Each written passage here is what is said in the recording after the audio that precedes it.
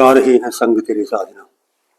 आप भी जरूर सुन रहे होंगे और समझ भी रहे होंगे। इस गीत में लता मंगेशकर किशोर कुमार को सारेगामा सिखा रही हैं, गाना सिखा रही है। इस फिल्म में गीतों के अलावा और कुछ भी अच्छा नहीं था। ऐसी फिल्म देख के समय नहीं बर्बाद करना चाहिए। संगीत हम सबको सीखना चाहिए। स्कूल और कॉलेज के जमाने में 15 अगस्त को या 26 जनवरी को स्कूल कॉलेज की तरफ से स्टूडेंट वहां पे होने वाले समारोह में कौमी तराने गाते थे, वतन के नगमे गाते थे, अब भी गाते हैं। तो इससे हमारे सीखने की एक प्रक्रिया चलती थी। वहां पर आपने भी यकीनन गाया होगा, यकीनन आपने गाया होगा, लेकिन तब की बात और थी, अब की बात और है। अब इंटरनेट का जमाना है, कोई भी संगीत सीख सकता है, आराम से सीख सकता है। संगीत सीखना चाहिए बिना किसी की परवाह किए। और गीत संगीत तो वैसे भी हमारी जिंदगी का अहम हिस्सा रहे हैं। आप अपने बच्चों को या उनके बच्चों को संगीत सिखाइए, कोई ना कोई कला सिखाइए, या कला से जुड़ी हुई कोई भी चीज जरूर सिखाइए। बच्चों के नन्हे हाथों को चांद सितारे छूने दो, 4 किताबें पढ़कर ये भी हम जैसे हो जाएंगे। उनको बड़े बड़े लेखकों की, चिंतकों की, फिलोसफों की, शायरों की किताबें दीजिए पढ़ने को। वो पढ़ेंगे तो सोचेंगे, और सोचेंगे तो फिर उनकी अपनी सोच डेवलप होगी।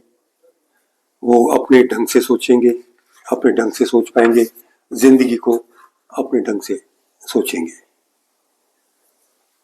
जिन देशों में, जिन लोगों में संगीत, साहित्य, कला, पढ़ने सुनने की आजादी नहीं होगी, क्षमता नहीं होगी, वहां के हालात कुछ और ही होंगे। आतंकवाद, अलगाववाद, धार्मिक कट्टरता, ये चीजें होनी लाजमी है। पढ़ने सुनने विचार की क्षमता नहीं होगी तो धार्मिक कट्टरता बढ़ेगी ही बढ़ेगी।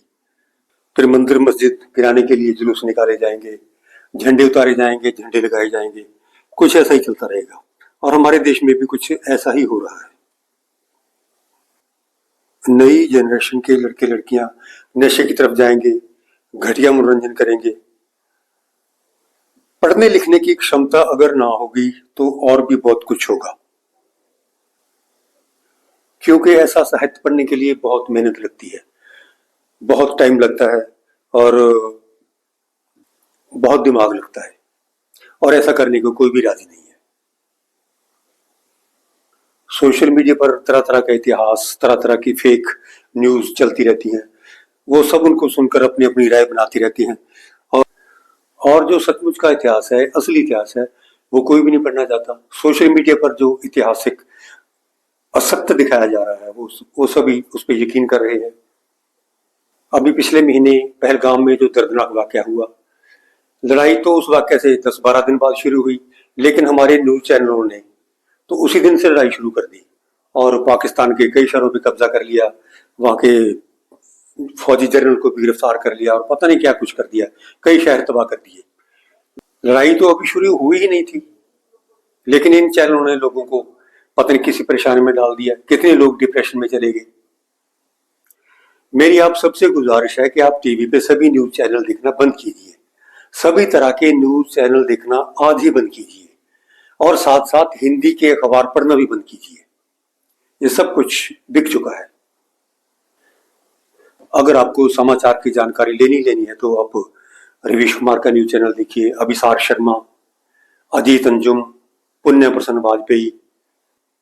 और अगर किसी किस्म की नॉलेज लेना चाहते हो तो आप डॉक्टर विकास दिव्य कीर्ति, वो दिल्ली में उनका इंस्टीट्यूट है, यूपीएससी वगैरह की तैयारी करवाते हैं, और खान सर पटना वाले, इन सब के चैनल देखिए, आपको बहुत जानकारी मिलेगी और सच्ची जानकारी मिलेगी। ये हैं डॉक्टर रुचिका शर्मा, जेएनयू में हिस्ट्री की प्रोफेसर हैं। इतिहास कहने का इनका खास अंदाज है, पंजाबन कुड़ी हैं, और साथ में ये बहुत अच्छी सिंगर भी है। इनको जरूर सुनिए, और कुछ लिंक भी शेयर कर रहा हूँ, उनको भी देखिए, सुनिए। आपने वान्या अग्रवाल का नाम सुना होगा। वान्या अग्रवाल का नाम महीना डेढ़ महीना पहले चर्चा में आया था। वान्या अग्रवाल अमेरिका की माइक्रोसॉफ्ट कंपनी में आर्टिफिशियल इंटेलिजेंस में काम करती हैं, या उनकी हेड है या उस डिवीजन में काम करती हैं। माइक्रोसॉफ्ट कंपनी जब अपनी 50वीं सालगिरह मना रही थी तो उसमें वान्या अग्रवाल ने उठकर कहा कि आपने फिलिस्तीन में 15,000 से भी ज्यादा बच्चे और औरतों का कत्ल किया, उनको बम से उड़ा दिया। ये ऐसी आपने हिम्मत कैसे की? आर्टिफिशियल इंटेलिजेंस का सहारा लेके उसके जरिए उन्होंने फिलिस्तीन में औरतों और बच्चों को टारगेट किया। वान्या अग्रवाल जिस दिन ये बात कर रही थी उसे 2-3 दिन पहले ही इजराइल ने फिलिस्तीन में एक स्कूल पे बम फेंककर वहां पर 200 बच्चों और औरतों को खत्म कर दिया। उसके बाद वान्या अग्रवाल ने उस कंपनी को छोड़ दिया और वहां पे इस्तीफा देकर वापस आ गई। ये है वान्या अग्रवाल। हम अगर बच्चों को सही तालीम दे पाए, सही एजुकेशन दे पाए, कला साहित्य की जानकारी दें, तो वान्या जैसे हिम्मत वाले नागरिक बनेंगे। हमारी यंग प्रतिभाशाली लड़के लड़कियों से आर्टिफिशियल इंटेलिजेंस बनवाकर राजनेता पूरे फिलिस्तीन को ही खत्म करने पर तुले हुए हैं। हमारे विश्व गुरु भी इस पर चुप हैं।